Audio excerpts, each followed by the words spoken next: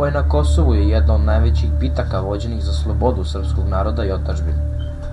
Vođena je između kneza Lazara kao poglavara srpske rasparčane imperije sa jedne strane i sultana Murata I. Realni ishod bitke nikada neće biti poznat. Međutim, postoje neke laži koje su predstavljene srpskom narodu. Krenut ćemo od samog početka i analizirati celu bitku. Nekoliko meseci pre same bitke, Murat preko izlasnika šalje pismo knezu Lazaru da se preda i digne belu zastavu, na šta mu knez Lazar odgovara ne pismom, već šalje toplicu Milana lično, koji mu saopštava da je na Kosovu moguć samo rat. Posle takvog razgovora između njih dvojice, rat je bio neizbežan. Jedna od najvećih zabluda je upravo teorija da se sultan prvi ulogorio na Kosovu, što nije tačno. Na Kosovu se prvi ulogorio Lazar, a tek kasnije Murat. Murat je u prvim redovima vojske imao pešadiju laku konjicu, dok je Lazar raspolagao teško oklopljenom pešadijom i konjicom. Broj vojnika turske i srpske strane nikada neće biti poznat, ali je sigurno da je brojnost vojske bila 3:1 u korist turske. Centar srpske vojske predvodio je sam knez, dok levu stranu predvodi Vlatko Vuković, a desnu Vuk Branković. Turska formacija je bila dobro prepoznatljiva.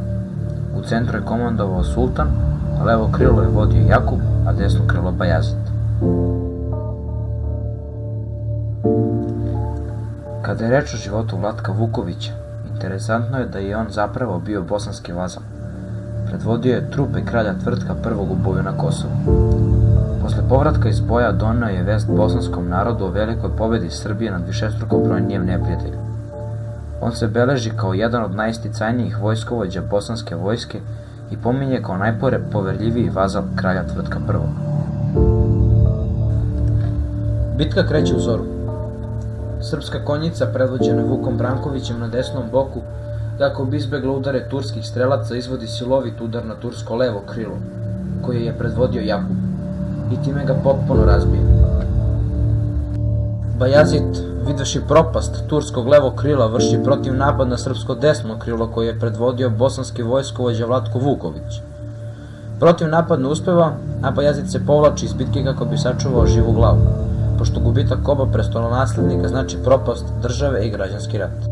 Tokom borbe Miloš Obilić, kao pripadnik najelitnije viteške jedinice, u to vreme poznatije kao Red Zmaja, sa svojih 12 najhrabrijih saboraca formira klin i probija se do samog sultana te ubija sultana.